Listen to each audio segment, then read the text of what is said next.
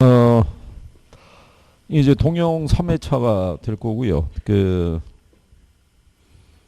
그리고 이제 이번에 이제 바뀌거나 또 시행이 되고 그러는 부분에 대해서는 이제 공지사항으로 이제 올려드릴 거니까 이제 그거는 이제 참고하시면 되겠고, 우리가 이제 기본적으로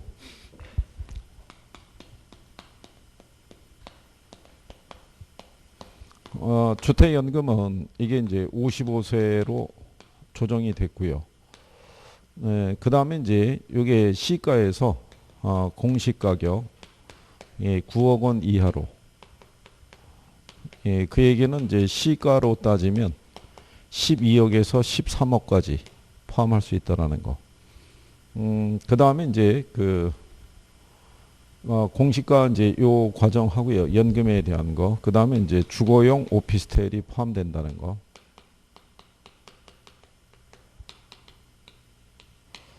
이거 두 개 말고 이 두 가지가 더 바뀌어요. 바뀌는데 그 시행은 내년 6월에 시행해요.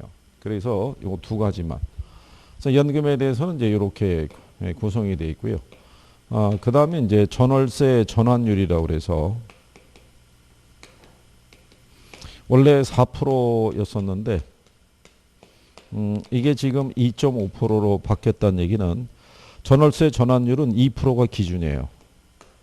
기준이고 여기다가 이제 플러스 마이너스가 되는 거는 한국은행에서 제시하는 기준 금리 있죠. 이게 밑으로 내려가겠네요.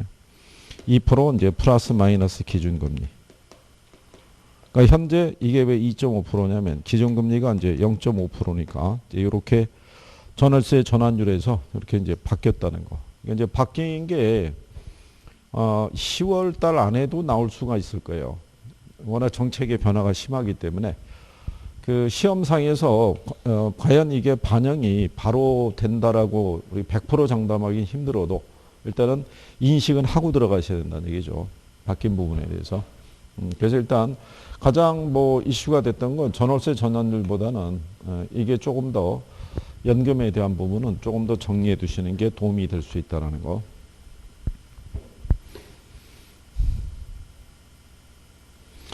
자, 일단 이제 3회 모의고사 풀어보시면 1번의 토지 특성에 관한 설명으로 옳은 거를 물어봤죠.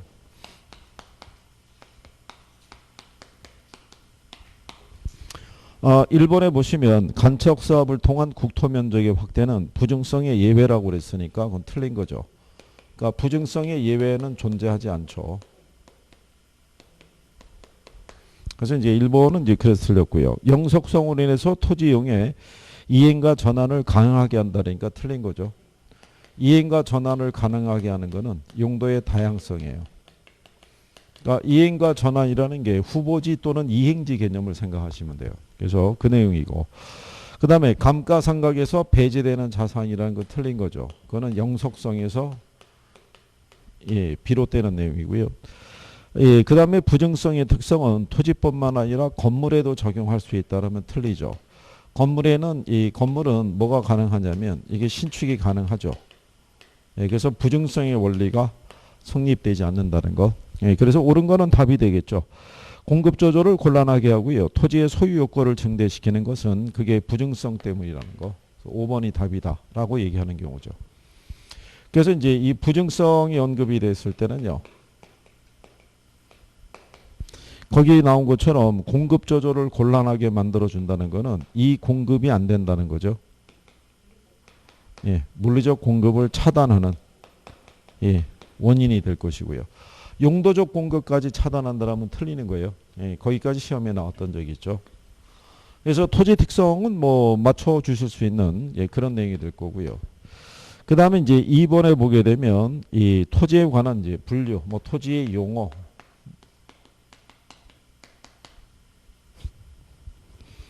자, 처음에 이제 기억해 보면 필지는 이 소유자 중심이 돼서 성립된 하나의 지분이 붙는 토지의 등록단이다 그랬으니까 걔는 맞는 표현이죠. 니은에 보면 획지는 주거, 상업, 공업용지 등의 용도로 이용되고 있거나 해당 용도로 이용할 목적으로 조성됐다. 틀리죠. 걔는 우리가 택지를 얘기할 거고요. 그 다음에 이제 건부지는 건축물들이 들어설 예정인 토지를 말한다 그랬으니까 틀렸겠죠. 예, 들어설 예정인 토지, 낮이라고 생각하시면 되겠고, 그 다음에 공업지가 경기 불황 등으로 이 공장 가동률이 저하돼서 주거지로 전환 중인 토지 있죠. 예, 틀렸죠. 그게는 이행지. 그 다음에 이제 미음에 나오는 공지는 맞는 표현이죠. 그래서 이제 맞는 게 기억하고 이제 미음. 그래서 답이 3번. 뭐 용어 정도는 뭐 무난하게 정리가 되실 거라고 생각하고요. 예, 그 다음에 3번에 가면 부동산 개념을 물어봤어요. 1번에 민법상의 부동산은 토지 및 건물 틀렸다는 얘기죠. 예, 민법상 부동산은 토지 및 정착물을 나타내죠.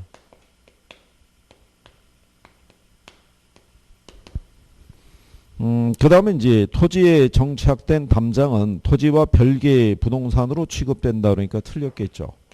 걔는 토지의 일부로 간주하죠. 그 다음에 이제 4번에 보면 민법상 부동산은 등기 등록의 공시 방법을 갖춤으로써 부동산에 준해서 취급되는 특정의 동산을 말한다 그랬을 때, 예, 걔는 준부동산을 얘기하죠. 그러니까 얘는 광해 부동산에 포함이 되는 애죠. 부동산은 미등기 상태에서 10년 이 점유하면 시효 취득이 인정이 된다 그랬을 때 틀렸다는 얘기죠. 20년이죠. 그래서 이제 3번에서는 답이 4번이죠. 토지에 있어서 그 권리이익이 미치는 공간적인 범위는 토지마다 다를 수 있죠. 주거지냐 상업지냐 공업지냐에 따라서도 다 용적률 건폐율 적용하는 부분이 다 틀리죠. 그래서 답이 3번. 그래서 이제 이 3번까지가 총론이에요. 그죠? 예. 그래서 여기 정도는 일단은 다 맞춰줄 수 있어야 되지 않느냐. 그렇죠? 예. 답안지 내신 분들의 표본으로 봤을 때, 꼭 다 맞추지는 않았지만, 어쨌든 간에, 예, 그렇다는 얘기죠. 이거, 실수하시면은, 이거 데미지가 커요. 예? 이거. 내가 그래서 뭐를 착각을 했는지를 잘 확인을 하시고 조정을 할 수 있으셔야 돼요. 그죠? 나중에 한 문제로 당락이 좌우돼서, 예, 그런 부분이 좀 더 크다는 얘기죠.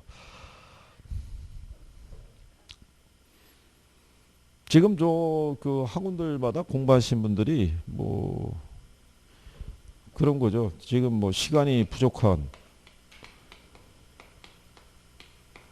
왜냐하면 계속 방황하다가 막바지에 불이 붙어가지고 열심히 지금 하고 있는데 정리는 안 되고 할 거는 많고, 그렇죠? 2차를 가야 되나 말아야 되나 뭐 이러고, 그래도 뭐 2차 과목 특강하면은 꼬박꼬박 듣고는 계신 걸 봐서는 아직까지는 이 놓지는 않고 있는 거죠. 붙잡고는 가고 있는 경우죠. 그래서 그러니까 이제 절감하는 분들도 많이 있죠. 이렇게 해서 아니 벌써 내년을 기약하는 분들도 있죠. 학원하고 협의를 다 끝내놓고, 그리고 아마 추석 연휴 때 어디론가 여행을 떠나기 위해서 스케줄도 다 짜놨을 거예요. 그죠? 내년에 드디어 내가 열심히 해서 될 것이다. 뭐 이런 얘기 하는 거죠. 그리고 혹시 시험이 혹시 연기될 수도 있지 않을까. 그런 불확실성을 가지고. 근데 이번에 정부가 발표했지만 3단계로 격상을 하더라도 수능은 예정대로 아니 수능이 예정대로 치러지는데 중개사 시험이 예정대로 치러지지 않을 이유가 없죠. 그렇잖아요. 그러니까 그런 거는 다 이제 없다고 보고 이거 하나라도 열심히 해줘야 돼요. 그죠? 이런 거 틀리면 타격이 커요. 왜냐하면 여기서 하나 틀렸는데 4번을 또 맞춰줘야 되는데 4번을 만약에 또 틀리면 얼마나 또 속상하겠어요. 그죠? 네?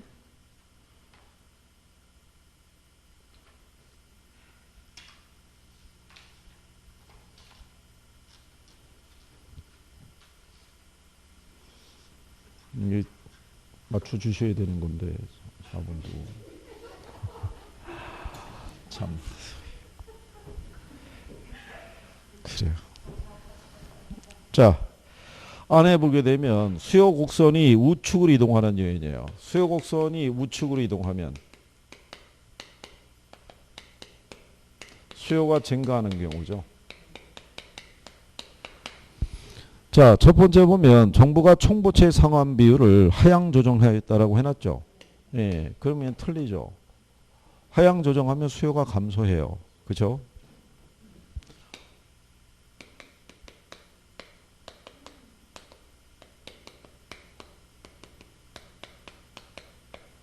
아, 총부채 상환 비율이 있죠. 요거는 차입자의 연소득이 있죠. 소득을 기준으로 융자 규모를 결정해 주는 거예요. 소득이 많으면 많을수록 이걸 더 많이 받아갈 수 있어요. 그죠? 그러면 가령 예를 들어서 자 1억 원이 만약에 융자금이에요.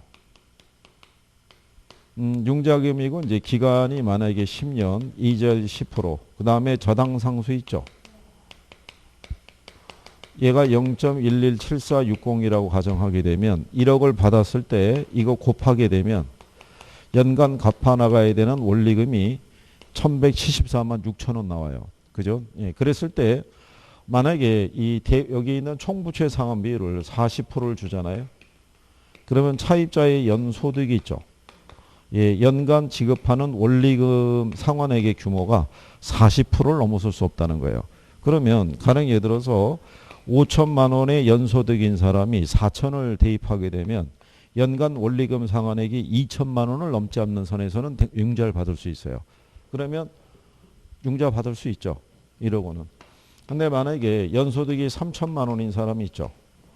40%면 1200이라고요. 이 사람까지는 가능하죠.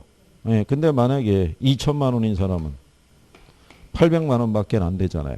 결국은 같은 비율에서도 소득이 높을수록 융자를 많이 받을 수 있죠. 예, 상환 능력이 있다고 보는 거예요. 근데 만약에 이게 50%로 조정이 됐다고 생각해 보세요. 그러면 이 사람은 얼마까지? 2,500. 이 사람은 1,500. 이 사람은 1,000까지. 그래도 여전히 안 되잖아요. 그죠? 그러니까 이 비율을 높여주게 되면 그만큼 융자를 받을 수 있는 규모가 커져요. 그러니까 수요가 늘어날 수밖에 없는 거예요. 융자를 많이 받으니까. 근데 이거를 하향 조정했다는 얘기잖아요. 그럼 당연히 내가 융자 받을 수 있는 규모가 줄어들잖아요. 그러면 당연히 수요가 줄죠. 그렇겠죠?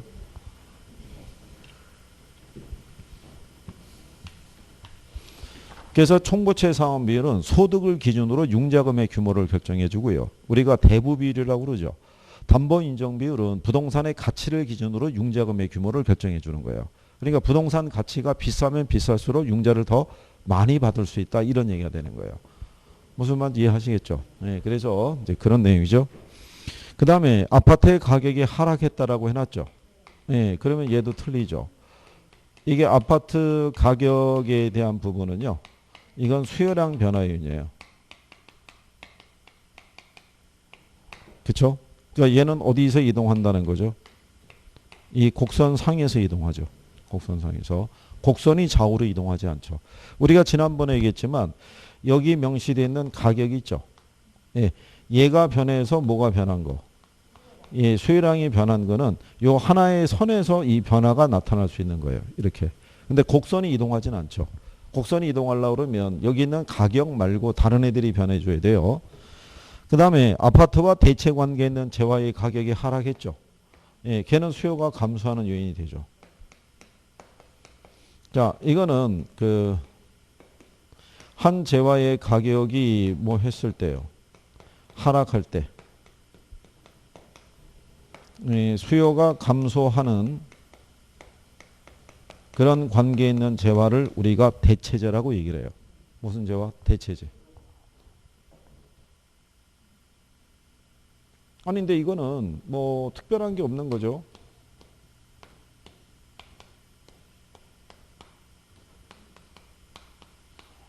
자, 이렇게 돼 있을 때 얘가 만약에 이렇게 생각해 보세요. 얘가 만약에 설탕이에요. 얘가 올리고당이에요. 자, 여기 원래 설탕 가격이 이렇게 돼 있었는데 설탕 가격이 하락한 거예요. 그럼 얘가 가격이 하락하면 수요량이 어떻게 돼요? 늘어날 거 아니에요. 그죠? 네. 그러면 얘하고 대체 관계에 있는 재화 있죠. 네. 대체 관계에 있는 재화의 가격이 뭐했다? 하락했다. 그럼 얘가 상대적으로 비싸졌으니까 얘 수요가 어떻게 돼요? 줄어들 거 아니에요. 줄어드니까 가격이 어떻게 돼요? 하락할 거 아니에요. 그렇죠? 그 관계를 얘기하는 거죠. 자, 균형 상태에서 수요가 감소하는 원인이 있죠. 예, 수요가 감소하는 이유가 뭐가 있겠어요?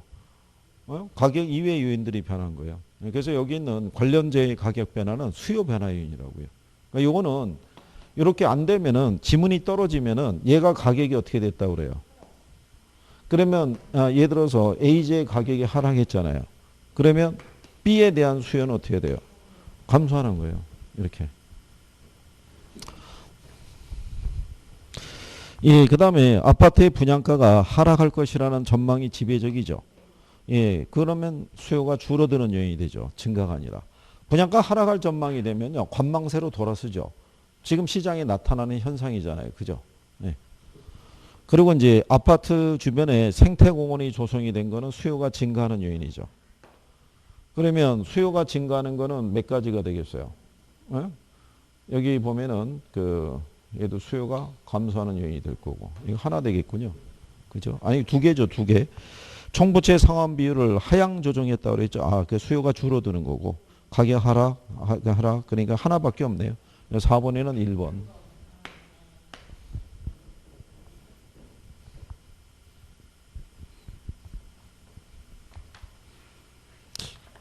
제가 볼 때는 전부 다 패스하신 것 같은데.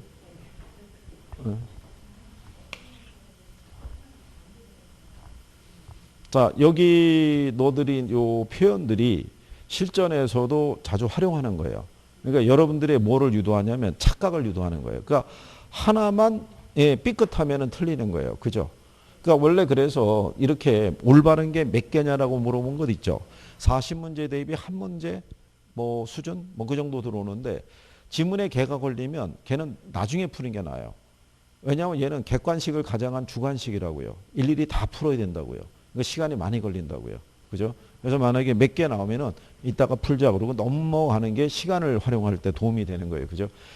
누누이 말씀드리지만 1차는 시간 싸움이라는 거예요. 정해진 시간 안에 푸셔야 돼요. 자, 그 다음에 5번에 보면 수요와 공급이 모두 가격 탄력적일 때요. 수요와 공급이 모두 감소할 때 나타나는 현상이 있죠. 예. 그러면 수요도 감소하고요. 모두 감소한다는 거예요. 공급도 감소한다라고 얘기하는 거죠. 그러니까 이게 지금 이렇게 균형 상태라는 거죠. 균형 상태에서 이 균형 가격과 균형량의 변화는요.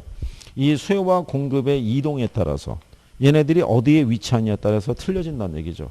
예, 그런데 수요도 줄어들고 모두 줄어들었다는 거예요. 예, 공급도 줄어들었다는 것만 알고 있는 거예요.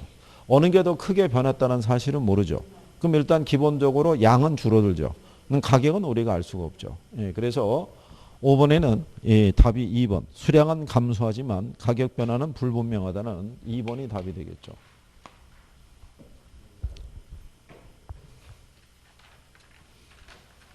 그래서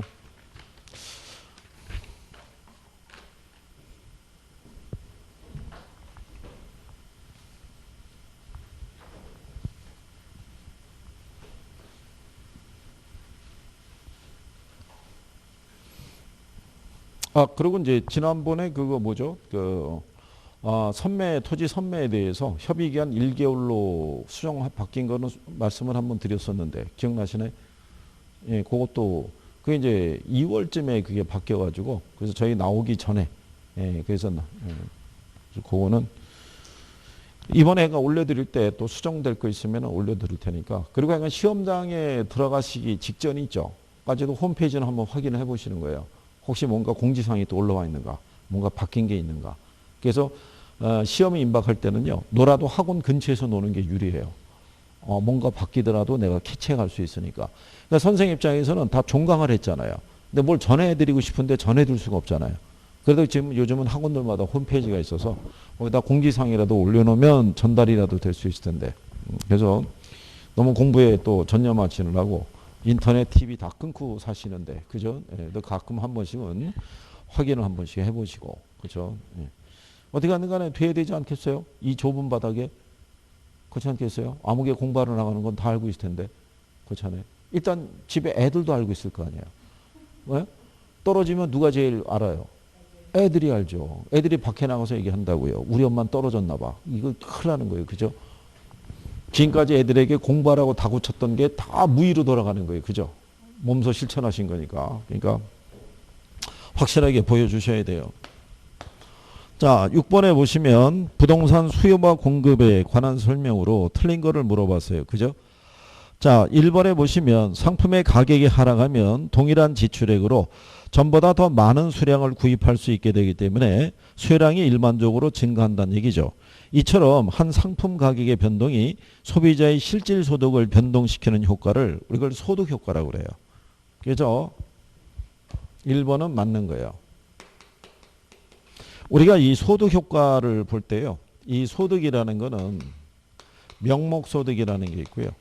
이게 실질소득이라고 있어요. 이 명목소득은 우리가 화폐소득을 얘기해요. 그러니까 가령 예를 들어서 여러분들이 월 100만 원에 대한 급여를 받는다 그러면 이 100만 원이라는 게 화폐소득이에요. 그러면 실질소득이라는 거는 이 명목소득이 있죠. 예, 이거를 상품의 가격으로 나눈 거예요. 그럼 만약에 우리가 쌀 있죠. 쌀 10kg짜리가 만약에 10만 원이라고 가정하자고요. 그죠?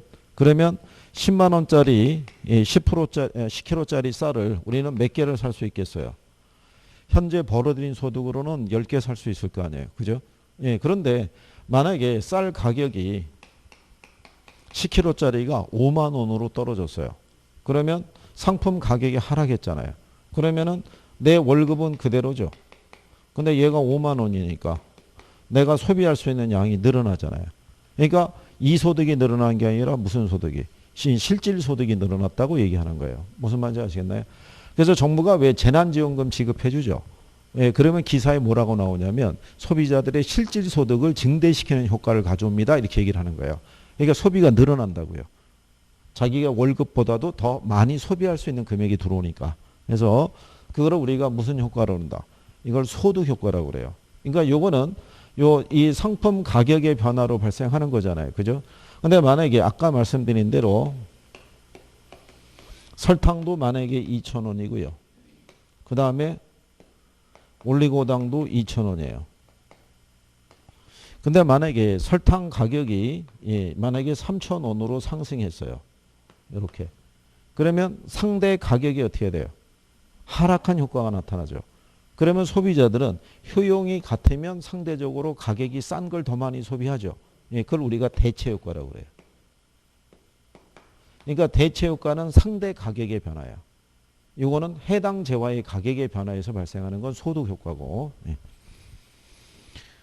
1번 지문 같은 경우는 어떤 취지로 드리냐면은 1번을 딱 봤는데 내가 진위를 확인하기 힘들어요. 어디선가 보기는 본 것 같은데. 그래서 1번에 꽂히게끔 해주는 거예요.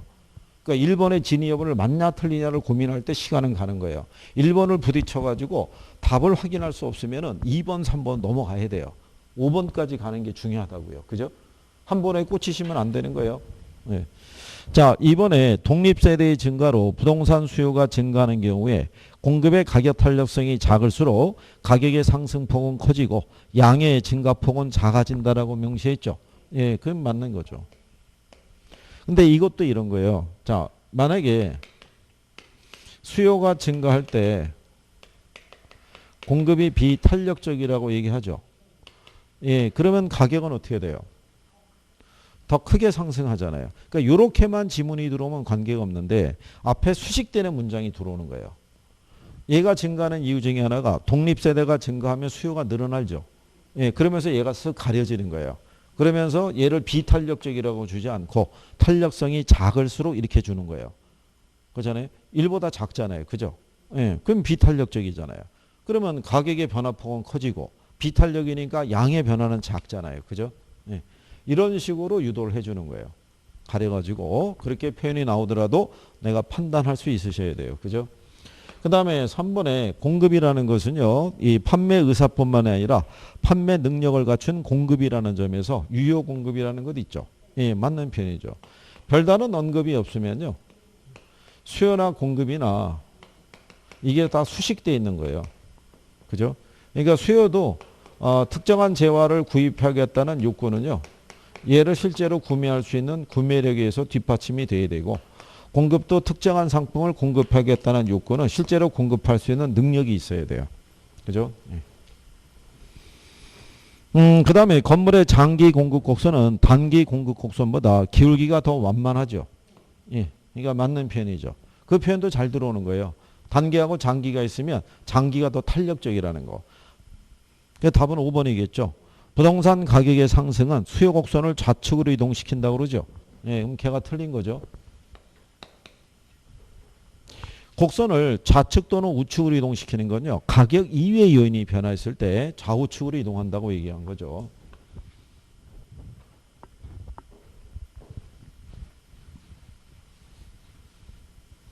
예, 그 다음에 이제 7번을 보시게 되면, 예, 경기 변동에 관한 설명으로 옳지 않은 거를 물어본 거죠. 이거는 뭐, 맞춰주실 거라고 생각하죠. 꼭 그렇지는 않군요. 예, 그래요. 자, 일단 그 5번에 보시면요. 일반 경제의 경기 조절을 위한 정부의 잦은 정책 개입이 있죠. 예, 이걸로 불규칙 변동이 발생하기 쉬워요. 정부가 일반 경기 조절을 위해서 부동산 경기를 활용하는 경우가 되게 많아요. 근데 지금과 같은 경우도 정부가 부동산 가격을 잡겠다고 시장에 지금 잦은 개입을 하고 있잖아요. 그 상태에서 경기의 흐름의 변화가 어떻게 돼요?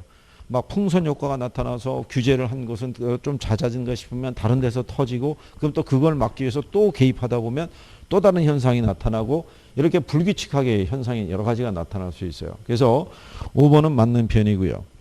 그 다음에 하향시장 국면이 장기화되면 부동산 공실 증가에 대한 임대 수익 감소 등의 이유로 임대업자는 장기 임대차 계약을 선호하겠죠. 이게 요즘 나오는 현상이잖아요. 그렇잖아요. 요즘 같을 때는 임대업자의 입장에서는 공실이 지속화되면은 이게 손실이 커지잖아요. 그럼 누가 세입자가 들어왔을 때 뭐 1년, 2년이 아니라 5년 뭐 이렇게 계약을 하겠다 그러면 아유, 그럼 하자 이렇게 얘기하겠죠. 임대를 좀 깎아주는 한이 있더라도 안정적으로. 그 다음에 건축량과 부동산 거래량은 경기를 측정할 수 있는 지표로 활용할 수 있죠. 수요 측면하고 공급 측면에서. 그 다음에 2번에 보게 되면 경기 변동이란 일반적으로 경기의 상승과 하강 국면이 반복되는 현상. 맞는 얘기죠. 답은 1번이죠. 거기 보시면 회복시장 다음에 오는 게 뭐겠어요? 그게 상향시장이에요. 회복 다음에 오는 게 뭐? 상향. 그 다음에 후퇴죠.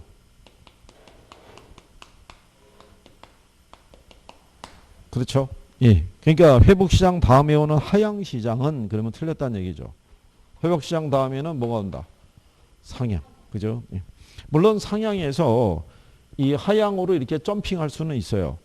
경기가 너무 과열됐다 싶으면은 정부가 강력한 규제를 적용하게 되면 경기가 급격히 냉각될 수도 있거든요. 근데 회복 국면 다음에는 일단 뭐를 거쳐서 상향을 거쳐서 간다라고 보셔야죠. 그래서 1번이 잘못되어 있고. 그 다음에 이제 8번이 주어져 있을 때요. 자, 가격 탄력성과 소득 탄력성이 주어져 있을 때요. 그리고 이제 교차 탄력성도 주어져 있죠. 네.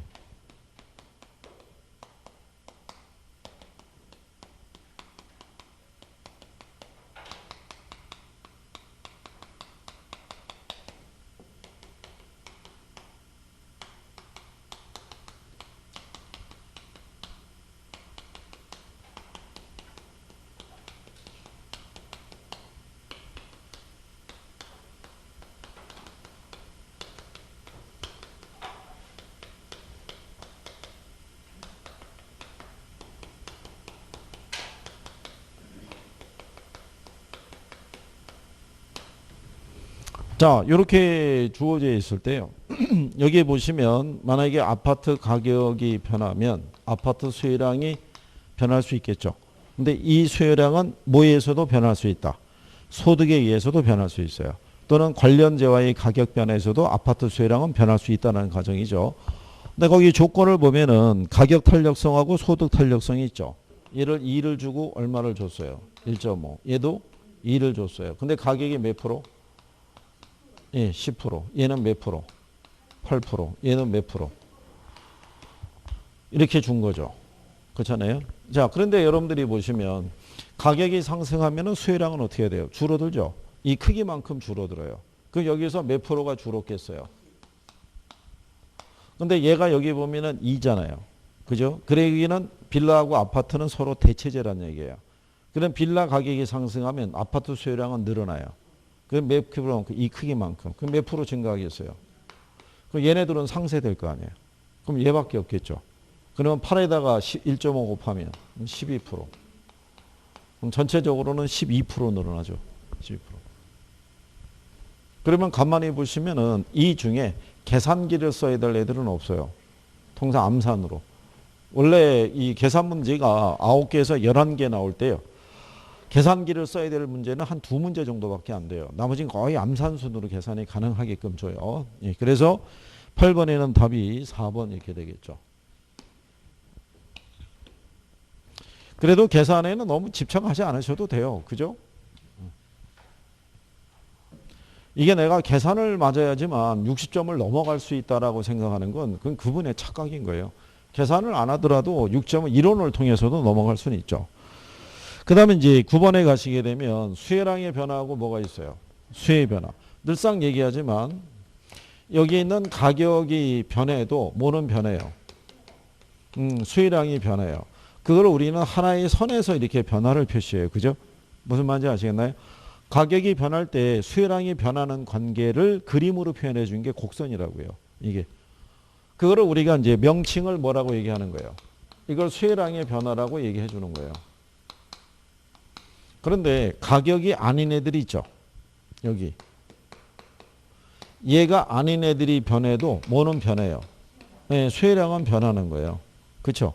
그럼 얘가 아닌 애들이 변해도 얘가 변하는 거를 우리는 이 선에서 변화를 얘기할 수가 없어요. 얘가 움직이지 않았으니까. 그래서 그 변화는 우리가 뭐를 이동을 시켜서 곡선을 이동을 시켜서 변화를 표시하는 거예요. 그죠? 근데 얘네가 이동이 됐을 때도 가격은 똑같다고요. 가격은 움직이지 않는 거예요. 그죠? 이렇게 변하는 거를 우리가 용어상에서 무슨 변화라고 한다? 예, 그걸 수혜의 변화라고 얘기하는 거예요. 그러니까 가격이 변해도 뭐가 변해요? 수혜량이. 가격이 아닌 애들이 변해도 뭐는 변하는 거예요? 수혜량은 변하는 거예요. 다만 명칭을 구별을 해줘야 되잖아요. 그래서 가격에 의해서 수혜량이 변하는 애는 우리가 수혜량의 변화라고 명칭을 쓰고 가격이 아닌 애들에 의해서 수혜량이 변하는 건 수혜의 변화라고 명칭을 써주는 거예요. 무슨 말인지 아시겠죠?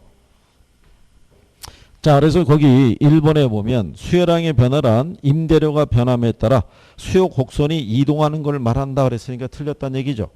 임대료가 변하면 어디서? 이 곡선 상에서 이동이 발생하는 거죠. 그죠? 근데 항상 알아두실 거는 우리가 이 부동산 학에서는 여기를 가격만 쓰지 않고요. 여기에다가 뭐를 쓸 수도 있어요. 예, 임대료를 쓸 수도 있는 거예요. 그래서 가격이 변함에 따라 수혜량이 변하는 거, 임대료가 변함에 따라 수혜량이 변하는 이렇게 표현할 수 있는 거죠. 그래서 탄력성도 가격 탄력성, 임대료 탄력성 이렇게 얘기해 주는 거니까요. 그 다음에 수요란 부동산을 임차하고자 하는 욕구를 말하고 반드시 유효 수요일 필요는 없다니까 틀린 거죠. 반드시 무슨 수요여야 돼요? 예, 유효 수요여야 돼요. 그 다음에 5번에 가시면 부동산의 수요 변화란 가격의 변함에 따라 수혜량이 변한다고 해놨죠. 그럼 틀리죠.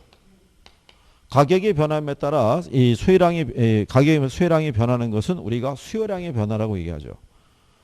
그 다음에 부동산 수요는 인구나 소득 또는 소비자의 기호, 생산 기술이나 생산 요소 가격의 변화에 영향을 받는다고 그러죠. 그리고 거기서 인구나 소득 또는 소비자의 기호 있죠. 거기까지는 수요 변화 요인인데 생산 기술이나 생산 요소 가격의 변화 있죠. 이건 공급 변화 요인이에요. 그래서 4번이 틀린 거죠. 그래서 답은 3번. 3번에 보시면 부동산 임대료 변화에 의한 수요량의 변화는 수요 곡선에서 이동으로 나타나죠. 그렇죠?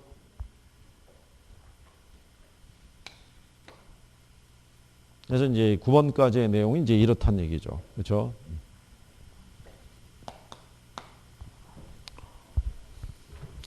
이거 실수와 착각에 대한 부분은 하여간 조심하셔야 돼요. 그죠? 예. 그 다음에 부동산 시장에 관한 설명이다. 올바른 거를 물어봤을 때요. 예. 자, 1번에 보면 강성효율적 시장은 과거와 현재의 정보를 바탕으로 초과 수익을 얻을 수 있는 시장이다. 그랬으니까 틀렸다는 얘기죠. 강성은 정상이익만 얻을 수 있는 시장이 무슨 시장? 강성이란 얘기죠. 그죠? 이게 어떻게 맞는 개수가 뜻대로 잘 안 풀리시나 보죠. 1번 풀 때하고는 지금 표정이 거의 뭐 그죠? 예, 마스크로 가리고 있는데 제가 볼 때는 점수가 좋아졌으면 마스크가 내려갔을 거예요. 그렇잖아요. 근데 계속 유지하고 있는 거 봤을 때는 뭔가 본인이 생각한 거하고 개수가 좀 차이가 있는 것 같다. 뭐 이런 얘기죠.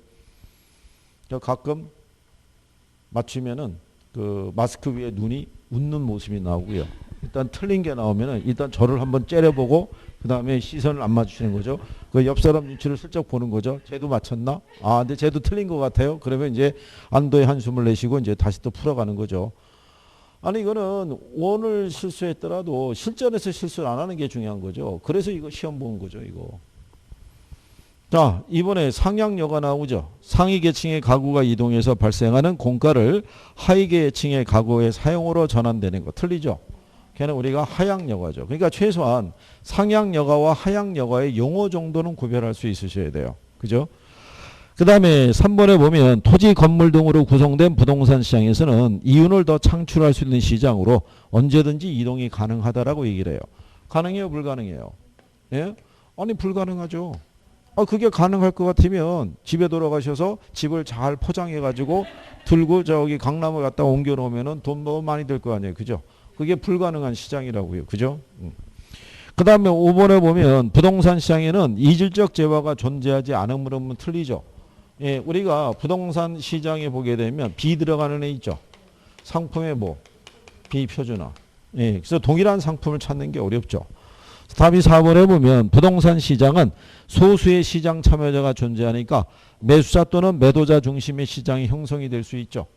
그래서 그 경기가 회복 또는 상향 시장이 있죠. 예, 여기에서는 누가 시장을 주도해요? 매도자가. 경기가 후퇴하거나 경기가 하향 국면으로 접어들게 되면은 그러면 매수자가 시장을 주도하죠. 그렇죠? 예, 이게 나타나는 게 부동산 시장이란 얘기예요. 완전 경쟁 시장은 시장 참여자 수가 너무 많기 때문에 소수의 이 거래자, 그러니까 예를 구매자나 매도자가 이게 시장 가격에 영향을 줄 수가 없어요. 그래서 그게 부동산 시장에서 나타나는 특징이다.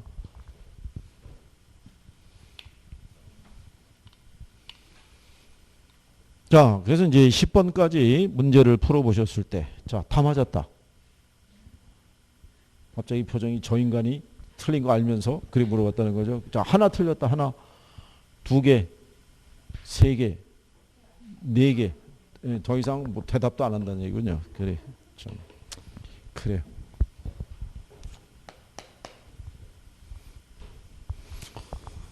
자, 그리고 또 하나의 여기는 그 문항수에서 계산 문제 들어가 있는 것 있죠. 계산 문제가 9개에서 11개 사이가 나온 게 3년간 뭐 이렇게 9개 정도씩 나왔는데 계산 문제가 그 이전에는 한 대여섯 개밖에 안 나왔던 시절도 있어요. 그래서 만약에 계산 문제가 숫자가 줄어들잖아요. 줄어들면 상대적으로 이론을 더 많이 풀어야 돼요. 그러면 그때 체감 난이도가 더 틀릴 거란 얘기예요. 계산이 안 되신 분은 계산을 다 버리고 간다고 출발하는데 이론이 더 들어가 있으면 이론을 더 푸셔야 되잖아요. 그러니까 그런 것도 한번은 적응을 해보셔야 될 거예요. 자, 11번에 보면 거미집 이론에 대한 설명으로 옳은 거를 물어봤어요. 그죠? 예. 첫 번째, 가격이 변화하더라도 공급량 조정은 일정 기간 이후에 이루어진다. 첫 번째, 그건 맞는 지문이에요. 그죠? 만약에 이들어가지고요. 2020년에 수요가 증가해요. 그죠? 예, 그랬을 때 공급은 어떻게 되겠어요? 2020년 지금 9월이죠. 9월에 수요가 증가하는 거예요. 그럼 공급은 어떻게 돼요? 공급은 공급은 변화가 없다고요. 그러면 수요는 증가하는데 공급이 불변이면 초과 수요죠. 그러면 일단 가격은 어떻게 돼요? 상승할 거 아니에요. 그러면 가격이 상승하면 공급에 변화가 있어야겠죠. 근데 공급이 바로 못 들어온다는 거예요. 이 공급이 시장에 들어오는 거는 2023년도 됐을 때나 얘가 완공이 된다는 거예요. 그죠? 그러면 현재 이 가격을 보고 뭐가 들어가는 거예요? 착공은 들어가지만 실제 양의 조절은 일정 기간 이후에 이루어지는 거예요. 그죠? 그럴 때 여기 있는 공급자들은 이 현재의 가격에 반응을 하고요. 이 가격이 얘가 완공이 될 때까지도 그대로 유지될 것이라는 불합리한 가정을 하고 있는 거예요. 미래는 우리가 정확하게 예측할 수가 없잖아요. 그죠? 그러니까 미래에 대한 합리적인 예측을 하게 되면 절대로 많은 물량을 착공시키지는 않을 거란 얘기예요. 그죠? 그래서 초과 수요와 초과 공급이 발생하게 되는 단초가 되는 거예요. 그죠? 자, 그 다음에 그 두 번째 보면 공급의 탄력성이 수요의 탄력성보다 큰 경우 있죠. 그죠? 그리고 우리가 지난번에 이렇게 얘기했었죠. 공급이 탄력적이면 뭐? 발산형이죠. 수요가 탄력적이면 수렴형이고. 그죠? 새로운 균형점에 도달한다 했으니까 틀렸다는 얘기죠. 그 다음에 세 번째 지문을 보시면 거미집 이론은 공급자가 과거의 시장 가격에 반응하는 걸 가정하고 있다고 그러죠. 예, 그럼 걔는 틀린 거죠. 공급자들은 항상 현재 시장 가격에 반응을 하는 거예요. 이렇게 현재 가격에 반응을 하고 그 양의 조절은 일정 기간 이후에 이루어진다고 보시면 되겠죠. 그 다음에 상업용 부동산하고 주거용 부동산 있죠. 예, 어디서 더 강하게 나타나요?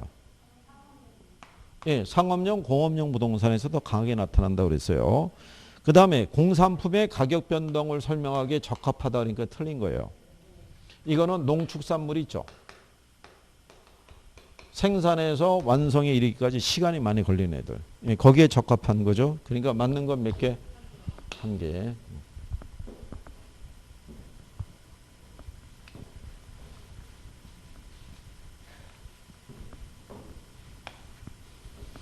이거 그 시중에 나오는 그 거미집 이론의 모형을 보면은 대부분 수요함수, 공급함수 대입해 갖고 수렴형이냐 발산형이냐 그거 찾고 있는데 그게 안 나오고 이론으로 나오면 다 틀리는 그림 구조예요. 제가 담임 확인을 쭉 해봤더니. 근데 그게 한 5년 정도는 그거를 꾸준히 물어봤는데 그 이전에는 이론으로 나왔었어요. 이론으로. 그러니까 이론을 충분히 낼 만한 근거도 되는 거예요. 그러니까 어쨌든 간에 밸런스를 맞춰야 될 거 아니에요. 그리고 어차피 계산이 또 취약하신 분들은 수요함수하고 공급함수 나오면은 못 풀어요. 그냥 째려만 보고 있지 그냥 못 푼다고요. 그러니까 이론에 대한 거라도 정리는 해줘야 되잖아요. 자, 그 다음에 이제 12번에 가게 되면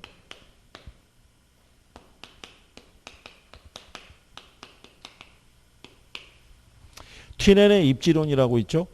예, 여기 입지론은 뭐 얘기하냐면 이게 고립국 이론이에요.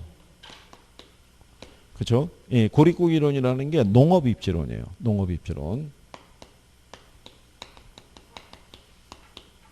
이 고립국 이론에 기초해 가지고 이게 만들어지는 거예요. 위치지대의 개념은 이 고립국 이론에 기초해서 만들어진 것이다. 그러니까 이래서 이런 거죠. 평야에 가상국가인 고립국이 있어요. 그런데 이 고립국 내에 모든 토지의 비옥도는 똑같아요. 그러면 비옥도가 같은데 왜 지대의 차이가 나오냐 이거죠. 그러면 고립국 중앙에 단 하나의 소비시장이 있고요. 시장으로부터의 거리에 따라 수송비의 차이가 발생한다는 거예요. 그래서 시장으로부터 거리가 멀어지면 수송비가 많이 들어가겠죠. 그럼 지대가 싸질 거고 시장하고의 거리가 가까우면 수송비가 적게 들어갈 거 아니에요. 그럼 뭐가 비싸지겠어요? 지대가 비싸진다고요. 그러면 토지 사용료가 비싼 땅에서는 넓은 면적의 토지를 사용해서 재배하는 작물은 못 들어서는 거예요. 그렇죠? 그 지금도 마찬가지잖아요. 도심에 공장이나 제조업이나 농업이나 이런 애들은 못 들어가죠. 뭐가 비싸요? 땅값이 비싸니까. 그러면 도심에 들어갈 수 있는 애들이 뭐겠어요? 대부분 토지를 집약적으로 이용할 수 있는 애들이 있죠. 고층의 건물을 세워가지고 그 안에서도 수익을 낼 수 있는 애들. 그러니까 시장 가까운 곳에서는 무슨 농업이? 집약적인 농업이. 외곽으로 나가게 되면 지대가 점점 어떻게 돼요? 싸질 거 아니에요. 그럼 넓은 면적의 토지를 사용해서 작물을 재배할 수 있겠죠. 예, 그래서 외곽은 무슨 이용? 조방적 이용. 그래서 지대하고요. 이 수송비 있죠. 수송비는 반비례 관계인 거예요. 그죠? 그래서 거기 내용을 보시면 1번에 서로 다른 두 토지의 생산성이 같더라도 시장으로부터의 거리에 따라 뭐가 달라져요? 지대가 달라진다는 거. 그래서 1번은 맞는 편이죠. 예. 그 다음에 3번을 보시면은 튀넨의 고립국 이론은 위치지대의 발생 원리를 설명하고 있다고 그러죠. 맞는 편이죠. 그 다음에 입지 주체의 지불 능력이 클수록 중심지에 가깝게 위치하겠죠. 그렇잖아요. 그리고 시장에 가까운 지역일수록 집약적인 농업이 멀어지면 무슨 농업이? 조방적인 농업. 그러니까 답이 2번이죠. 지대하고 수송비는 우리가 비례 관계에 따르면 틀리죠. 반비례 관계에 있는 경우인데. 그죠?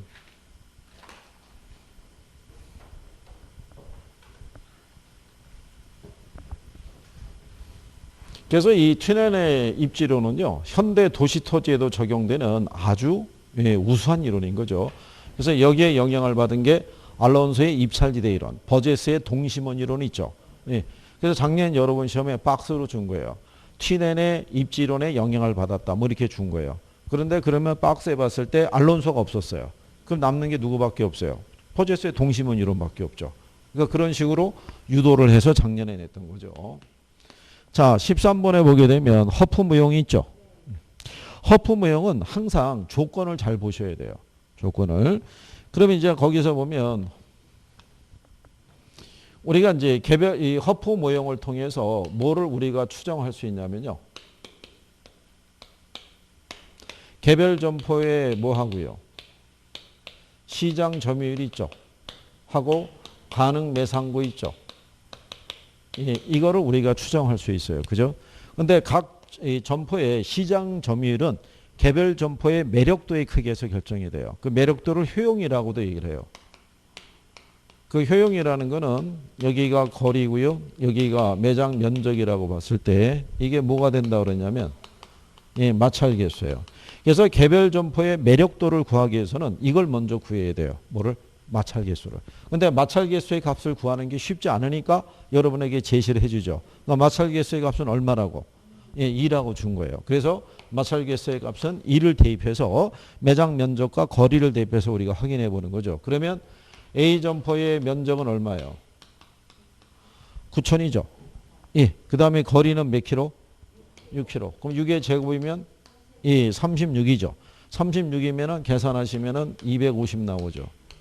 그 다음에 B 점포를 보게 되면 매장 면적이 얼마냐면 3,000이죠. 거리가 몇 킬로? 2의 제곱이면 4죠. 나누면 얼마 나와요? 예, 750이에요. 자, 그러면 전체가 얼마가 됐을 때요? 1000일 때. 얘가 250이잖아요. 그러면 0.25니까 몇 프로? 예, 25%의 시장 점유율을 갖고 있다는 얘기죠. 근데 인구가 몇 만이냐면 20만이에요. 20만인데 조건이 뭐냐면 60%만 이용한대요. 그럼 얼마겠어요? 12만이죠. 예, 그러면 12만 명의 몇 프로? 25%. 그럼 얼마 나오겠어요? 3만 명 나오죠. 예, 이게 도시 전체 인구 있죠. 20만에 3만이니까 0.15 나오니까 이게 15%가 되겠죠. 답은 이게 되는 거죠. 15%. 그러니까 시도시 인구의 몇 프로냐를 물어봤으니까. 그러니까 이걸 물어본 게 아니라는 얘기죠. 25%를. 문제를 잘 봐야 되는 거죠. 그래서 답이 3번에 얼마? 15%. 근데 거기 5번에 가면 25%도 있어요, 없어요? 있죠. 그러면 또 흥분하는 거죠. 야, 드디어 맞췄어. 막 이렇게 되는 거죠. 근데 나중에 답 나오는 거 보면 왜 그렇게 될 때 조건이 이게 구성이 있죠. 그러니까 시도시 인구의 몇 프로냐 이걸 물어본 거죠. 그렇죠?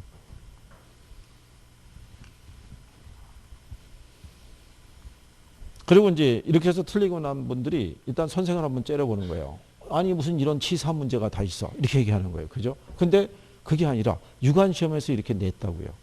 이렇게. 그러니까는 우리 쪽으로도 한번 넘어올 가능성이 있단 말이에요. 그리고 허프 모형은 이렇게 조건을 주지 않으면 얘는 너무 단순한 거예요. 단순 대비이기 때문에. 그래서 허프 모형을 풀 때는 항상 조건을 잘 봐야 돼요. 조건을. 그래서 14번에 자, 그런 내용을 정리할 수 있었죠. 예, 그 다음에 이제 14번을 보시면 입지 및 도시공간 구조 이론에 관한 설명으로 옳은 것을 물어봤죠. 예. 1번에 보시면 자파점, 세탁소 등 같은 업종이 있죠. 얘는 우리가 산재성 점포라고 그러죠. 그러니까 분산 입지해야지 유리한 유형의 점포죠. 그렇죠? 그러니까 한 곳에 모여있는 경향이 있다 그랬으니까 틀렸겠죠. 예, 그 다음에 3번을 보게 되면 해리스의 다핵심 이론은 서로 유사한 활동이 분산하려는 경향이 있다는 게 틀린 거죠. 유사 활동 간에는 집중 지향성이 있다라고 얘기했죠. 그 다음에 호이트의 선형 이론은 그 친밀과 경쟁과 천일에 대한 생탁적 논리를 얘기하죠. 5번의 버제스의 동심원 이론은 도시의 공간의 성장 및 변화가 교통노선을 따라 확대된다고 그러죠. 그러니까 4번과 5번이 바뀐 거죠. 4번이 버제스의 논리가 되고요. 5번이 호이트의 논리가 되겠죠. 그러니까 이게 실전에서도 이렇게 잘 줘요. 제목만 바꿔서 틀리게. 그래서 답은 몇 번이 된다? 네, 2번이 되겠죠. 그래서 2번에 보시면 알론소의 입찰지대로는 도심으로부터 교외로 이동하면서 거리에 따라 가장 높은 지대를 지불할 수 있는 그 산업들의 지대 곡선을 연결한 게 바로 뭐다? 그게 입찰지대 곡선이에요. 이거랑 모형이 똑같아요. 이렇게. 그래서 2번. 뭐 무난하게 맞추셨겠죠? 14번까지? 아닌가요? 그래요. 자, 잠깐 쉬었다가 또 이어서 해보시죠.